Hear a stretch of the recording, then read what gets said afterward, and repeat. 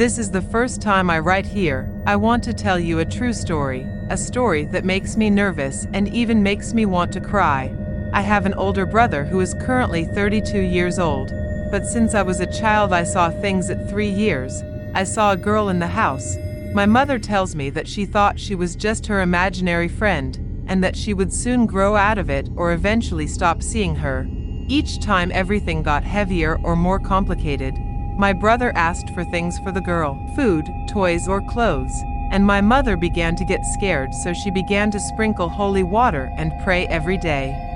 Sometime later, when he was already about 12 years old, I clearly remember that my brother had a stage in which he told us that he felt that he was carrying something very heavy on his back. I did not understand at that time, but I prayed with him and I felt uneasy that he would say that. There were even times when he wanted to leave at dawn. He would say that I felt bad at home and wanted to walk. At that time my brother began to change. He became more rebellious, more strange, even though he has always been very calm. Sometime later my sister-in-law told me that once they were all outside the house. His house in the car, there was rain and my brother asked him, "Have you seen the children who are playing?" My sister-in-law told him that there was nothing, but he insisted to the point of crying. My sister-in-law hugged him and told me she clearly saw a man in the back seat of the car, a man with a hat, beard, and mustache, who was dressed like someone from a ranch. I don't know what to call him.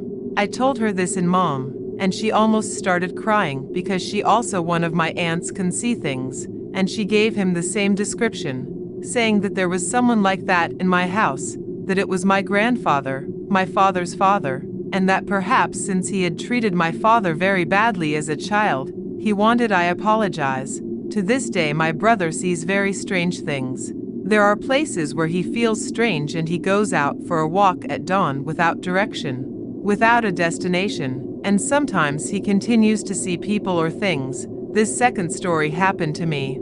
I am not they so skillfully tell my story and I apologize for that. It began a few months ago, to be exact, in June. Those days when in my town with its sounds are so relaxed you sleep with the sound of the water. They were Tuesday mornings at approximately 3 in the morning. I was watching a movie when I noticed that my pet, a large but very playful dog, started running from one side to the other on my terrace, suddenly stopped without making any movement, started barking towards the street. It should be noted that my house is the penultimate one on that street. The other dogs in my neighborhood began to bark at the same time, and between barks I began to hear a long scream that penetrated to the bones. I heard it very far away and still that's how I felt chills. A few days later, having heard the same thing every night, I gathered my courage and went out to a balcony that overlooks the street. I shouted towards nothingness that if I wanted it to appear, but nothing happened yet. When I lay down for about 10 minutes and 1 cigarette later I fell exhausted. I felt enormous heaviness, so I fell asleep almost instantly. That night I suffered a terrible sleep paralysis, but I still fell asleep again. A little later I heard the door to my house open. It was strange because it was 5 in the morning, and no one could enter without me removing the lock. My room was filled with unbearable cold, and I could feel someone or something sitting next to me. Obviously I couldn't sleep after that, and since then I heard that scream every night without any interruption whether I was at home or not. While I'm talking to you about this, something that my dad told me comes to mind. I've remembered a couple of stories that my dad told me on the highway at kilometer 2 of the city. There is a well-known place. This place is very large. There is even a colony within it. There in 1847 there was a battle between the Mexican and the American army in which there were many deaths. My father worked in an automobile plant that it is located a few steps from that place, and they say that it is an area where there are many souls who do not have rest. When he was on the night shift, the ladies who serve in the kitchen told him that they used to hear a child asking them for bread, but when they took the bread to give it to the child, there was no one there.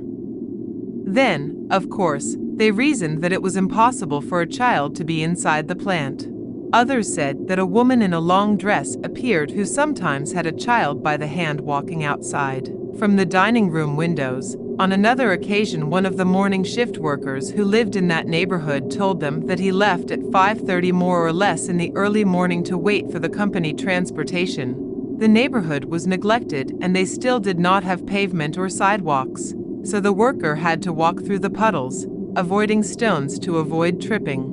He was so focused on his path that he did not realize that there was someone ahead of him until he heard a low sob from a woman. This obviously caught his attention, because the woman was also walking without avoiding the puddles that he was trying to avoid.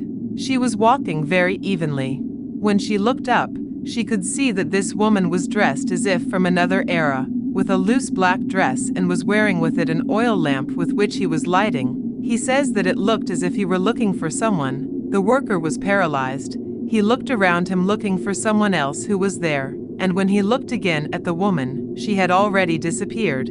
It is said that she is probably one of many widows who went out to look for their husbands who had fallen in battle. I would also like to tell you something that happens to me very often. I currently live in the city, in the capital. In a housing unit, in my walker is common in the early mornings to hear a woman crying a lot. My bed is on one side of the window, so I can hear her clearly. It seems like she is very sad. I have told my family about this, but no one else has heard her. It is usually between 2 and 3 in the morning when everything else is silent. This had not caused me fear until a few days ago. While the woman was crying, I heard a dog approaching the walker, or at least that's what it seemed like, and it seemed to be a fairly large animal. You could hear it bending the metal of the bars, the protections of the doors of the houses to be able to get through. That enormous creature could be heard panting at that moment. When the woman's crying came, it stopped, and then I heard the animal running. Extremely heavy legs could be heard. The woman can still be heard, but I have not heard the animal again. Thank you for reading and listening to my stories.